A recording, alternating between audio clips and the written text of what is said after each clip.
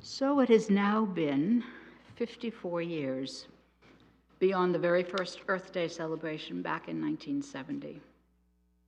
As a naive and very idealistic 20-year-old, I can remember the excitement, the joy, and the sense of celebration and exhilaration as I joined the many demonstrations on Boston Common. It was a very tumultuous time in our country back then. As a young person in college, away from home for the first time, I had a front row seat as momentum grew for all kinds of movements that seemed filled with righteous passion and promise. The anti-war movement, women's liberation, the civil rights movement, gay rights, red power, environmentalism, the peace movement. It was a time when everyone you met would hold up their hand and give you the peace sign. These days, sadly, that gesture is reduced to just one digit, and there is nothing peaceful about it. Many of these movements were grassroots and engendered by young people. They were not without opposition from the establishment, who sought to hold on to power and to perpetuate business as usual. But for me and many other young people like me, it seemed like a time of positive change and possibility for a better and brighter world for all. And for many, it was the first time we felt powerful, like our words mattered, and that we too could make a difference in the world. Fast forward to today, and it often seems that like not only have all those efforts come to naught, but that freedoms won back then are now being challenged and even taken away. In so many ways, we seem to be going backwards rather than looking toward that brighter future. From Rachel Carson's Silent Spring in 1962 through Al Gore's An Inconvenient Truth, all the way to the present time with Greta Thunberg, Code Pink, and Extinction Rebellion, we have been warned by everyone from scientists to mystics, and nothing seems to have made enough of an impression to convince us to change our ways, or our minds, or even our hearts. At least not enough to awaken us from our collective inertia and spur us into action. For the past 6 months, I, along with so many others, have watched in horror the scenes from Ukraine and Gaza as once beautiful civilizations and structures are reduced to rubble. I have recoiled at the ever-rising tally of innocent civilians, mostly women and children, killed, maimed, or more slowly dying of disease and now famine. I have seen photos of government buildings, schools, hospitals, and even cherished and ancient holy sites wantonly destroyed. Each day, I cycle through anger, rage, grief, horror, and disbelief at the degree of cruelty human beings are capable of inflicting upon one another. I have also thought of what all those bombs going into the body of Mother Earth are doing to her. The fires burning her, the shrapnel tearing into her flesh, the toxins now buried under the rubble slowly seeping inside her body. How the impact of the bombs must shake her to her core over and over, day after day, without pause or hope of ceasing anytime soon. I imagine that the ground is soaked both in blood and deep sorrow as she grieves alongside her people who have tended her lovingly for thousands of years. I can imagine her despair at knowing that she no longer can give them what they need for life. I marvel that those who choose to start wars at this time do not seem to think that the challenge of climate change, rising sea levels, increasingly erratic and dangerous weather, and the loss of arable soil is enough for humanity to deal with. Although ultimately the effects of climate change do lie at the feet of humankind, it is more the result of ignorance of the many and greed of the few that have accelerated that process. What we now witness each day in the media is purposeful, wanton destruction, and for me that makes it so much worse. This is a time when we need to come together as one human race if we are to turn things around and ensure a future on this planet for those yet unborn, and in the short term, even for ourselves. We act like we have all the time in the world to course correct, when in reality, the bottom of the hourglass is already almost full. So how is it that we humans who possess great intelligence, inventiveness, resilience, critical thinking, and opposable thumbs have dug ourselves such a deep hole? The cause of our behavior must be something else, something lacking, something we perhaps have forgotten or discounted. Could it simply be that the root of the matter is our profound forgetting that all life is sacred?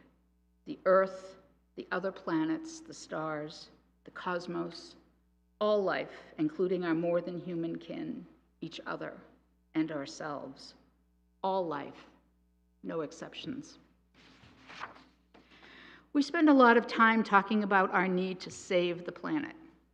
Much of the harm we cause is due to our short-sightedness, greed, and insatiable need to always be bigger and better, to have more, to be ever more productive. We are never satisfied. We always are looking for that next thing to conquer, that new frontier.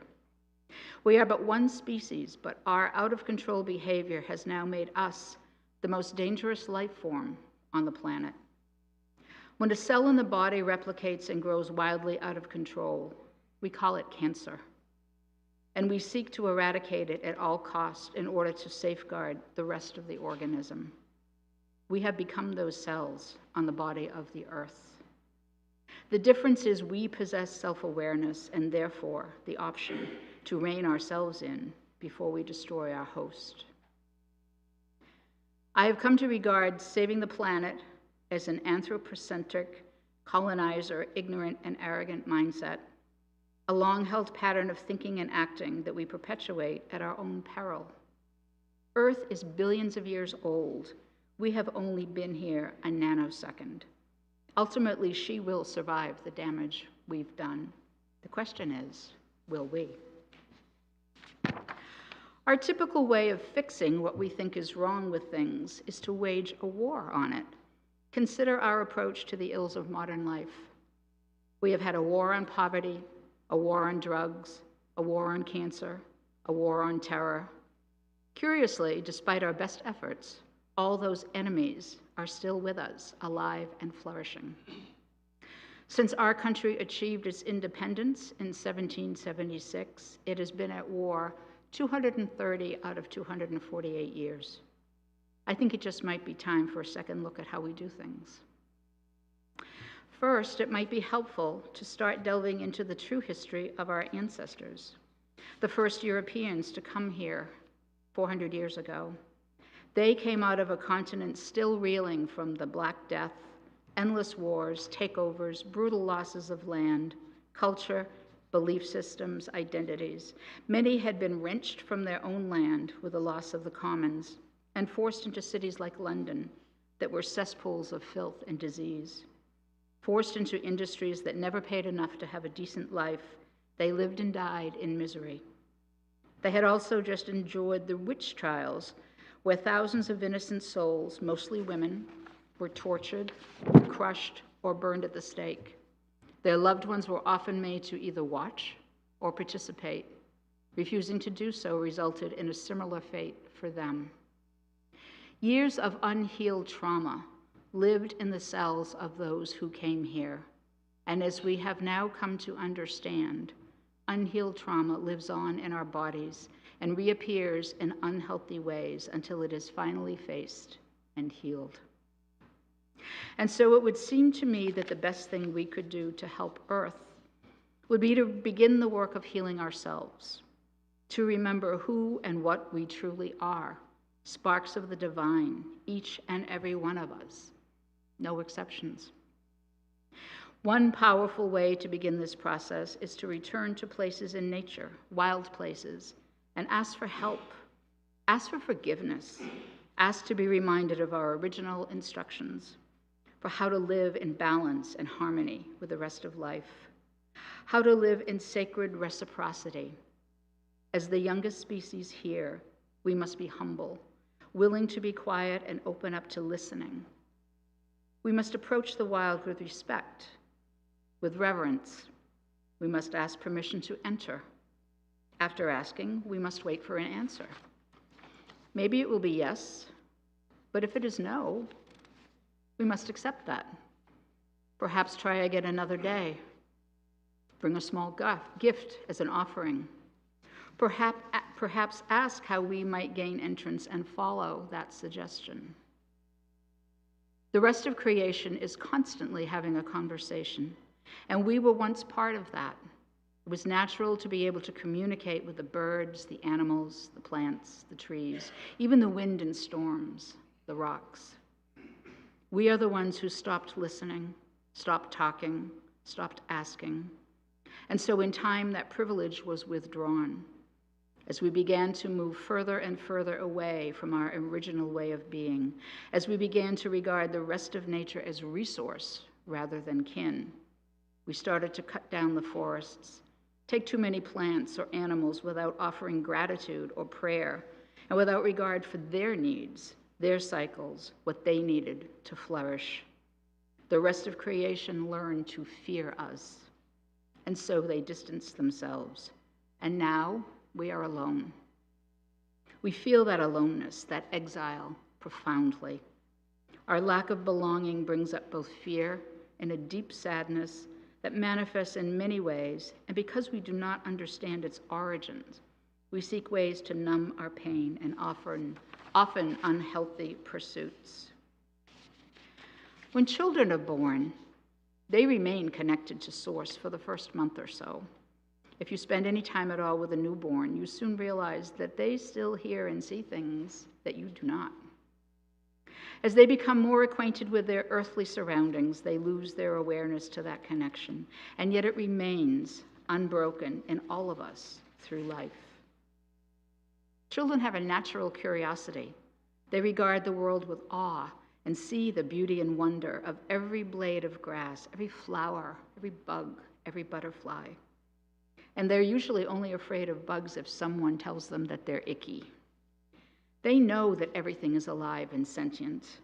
Sadly, that spirit of openness, acceptance, wonder, and awe is often not encouraged, and by the time they go to school, it is largely gone. Many of us who grew up shy, introverted, a little nerdy, not necessarily one of the popular kids, found friendship and acceptance in the wild. We found solace in the woods, sitting in trees, watching squirrels or birds. We felt at home. We felt welcome. It was a refuge, a place of safety, sanctuary, and non-judgment. Wild places can teach us how to belong again.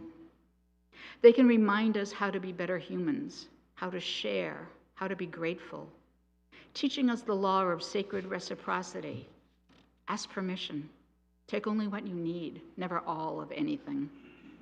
Offer something in return. Be humble. By observing nature, we can see that everything else works for the good of all. No one is selfish. Everything is connected in a beautiful symbiotic web with everything else, prey and predator, new growth and decay. It is one huge cosmic jigsaw puzzle, and all the pieces are necessary to create the beauty of the whole. Lose one piece, and the picture can never be completed. You can't substitute a different piece either. It just won't fit. You might consider beginning a meditation or mindfulness practice. Awaken before dawn and greet the sun as it sends its first rays above the horizon. Watch as the dark pre-dawn sky gives ways to ribbons of liquid light moving across the land. Feel the warmth. Allow it to illuminate your spirit. Perhaps find a moment or two at other times of the day, maybe noon and dusk, to look skyward and acknowledge the sun, following its daily journey and remembering that all life depends on its generosity. Give thanks. Set aside some time to experience life through your other senses.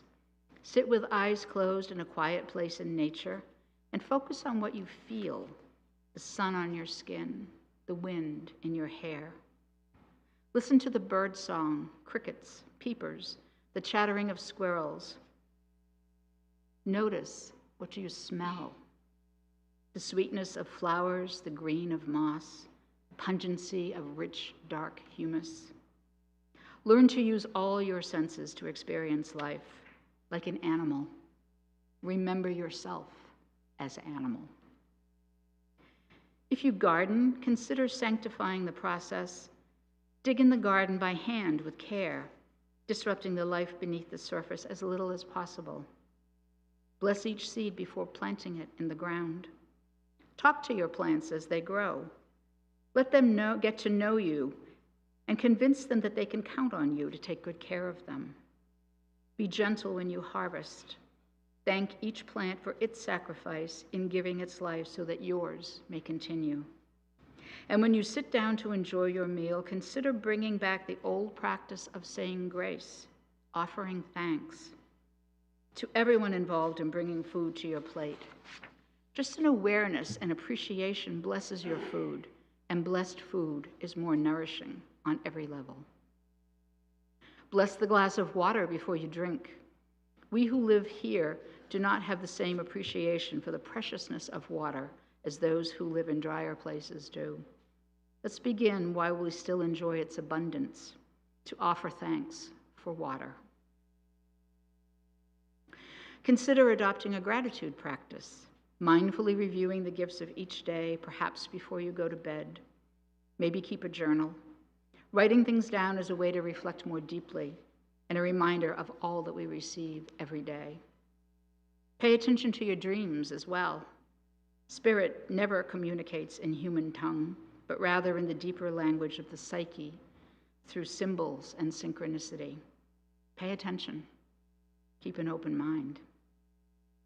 Most importantly, make a commitment to go into the wild often. It can be the woods or a preserve, even your own backyard. There are many beautiful trails in our area, ranging from easy to more challenging. There are meadows and forests, rivers and streams.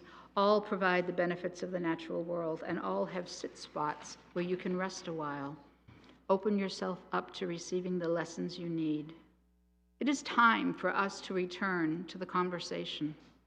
It is time to reunite with the rest of our family. It is time to once again be in right relationship with our more than human kin who can lead us back to ourselves, out of exile and back into our place of belonging. Earth is our home. She is our only home, and she has been waiting a very long time for us to return.